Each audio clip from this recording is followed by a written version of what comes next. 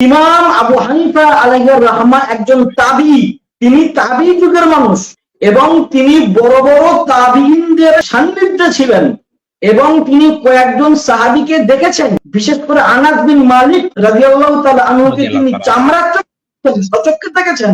এমনকি ইমাম Jalaluddin Suyuti আলাইহির Rahmat তাবঈদুস সহিফা কিতাবে তিনি 6-7 জন সাহাবার নাম উল্লেখ করে বলেছেন যে ইমাম আবু হানিফা আলাইহির রাহমা এই সমস্ত সাহাবীদের থেকে হাদিস রওয়ায়াত করেছেন। আমি বলতে চাচ্ছি যে ইমাম আবু হানিফা রাহমাতুল্লাহ আলাইহির শান মান সম্পর্কে কিছু কথা, এরপরে নব্য সালাফিদের অভিযোগ নিয়ে আমি কিছু কথা বলবো ইনশাআল্লাহ। প্রথমে জানতে হবে ইমাম আবু হানিফা আলাইহির রাহমার শিক্ষক কারা, উস্তাদ কারা। কারণ একজন মানুষের প্রকৃতপক্ষে শিক্ষিত হওয়ার পিছনে যত মৌলিক কারণ প্রয়োজন, তার মধ্যে সবচেয়ে মৌলিক কারণ যেটা, সেটা হচ্ছে তার শিক্ষক। শিক্ষক যদি জাহেল হন, শিক্ষক যদি অজ্ঞ হন, তো ভালো ছাত্র সেই শিক্ষকের কাছ থেকে ভালো শিক্ষা অর্জন করতে পারে না। এই জন্য শিক্ষক একটি অতি গুরুত্বপূর্ণ বিষয় এবং একজন ভালো ছাত্র তৈরি করার পিছনে শিক্ষকের অবদান সবচেয়ে বেশি।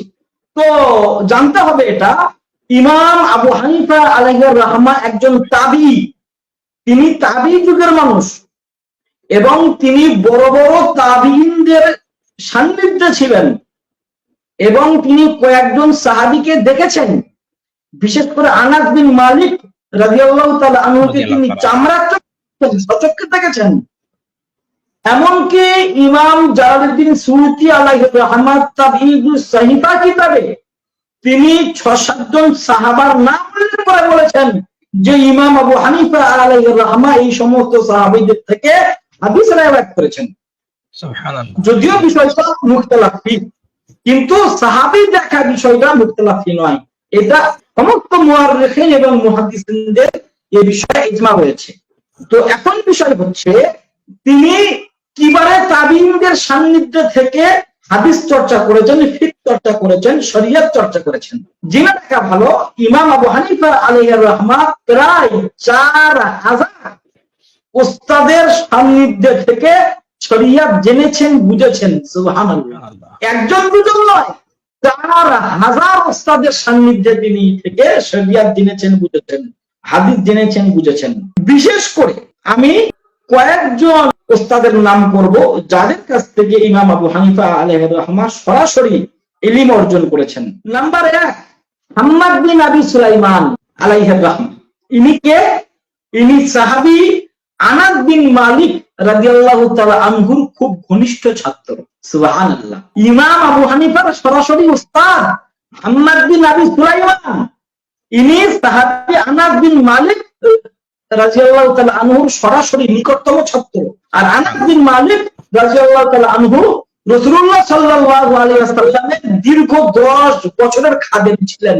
সুবহানাল্লাহ। আল্লাহু আকবার, আল্লাহু আকবার। তো এমন একজন জালিলুল কদর সাহাবীর ছাত্র হাম্মাদ বিন আবি সুলাইমান, আর তার ছাত্র ইমামে আযম আবু হানিফা রাহমাতুল্লাহি আলাইহি। আপনি কার বিষয়ে কি মন্তব্য করছেন, চিন্তা করেছেন? আপনার মাথায় কিছু আছে?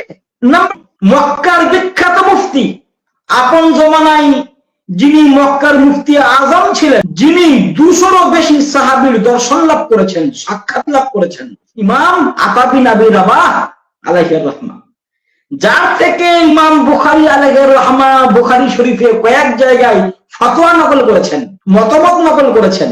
ইমাম আতা বিন আবি রাবাহ আলাইহির সরাসরি ছাত্র ইমামে আযম আবু হানিফা আলাইহির রাহমা।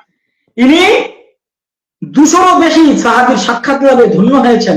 বিশেষ করে আম্মা জান আয়েশা সিদ্দিকা রাদিয়াল্লাহু তাআলা আনহা, হযরত আবু হুরায়রা, হযরত উম্মে সালামা, হযরত আব্দুল্লাহ ইবনে আব্বাস, হযরত আব্দুল্লাহ ইবনে উমর রাদিয়াল্লাহু তাআলা আনহুম আজমাইন দিগের সোহবত এবং সান্নিধ্যে আতা বিন আবি রাবাহ ধন্য হয়েছেন।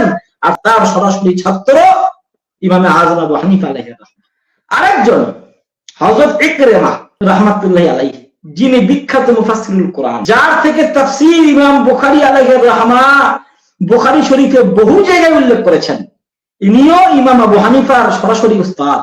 আর ইকরামা রাহমাতুল্লাহি আলাইহি সরাসরি সাহাবী আব্দুল্লাহ ইবনে আব্বাস রাদিয়াল্লাহু তাআলা আনহুমার ছাত্র।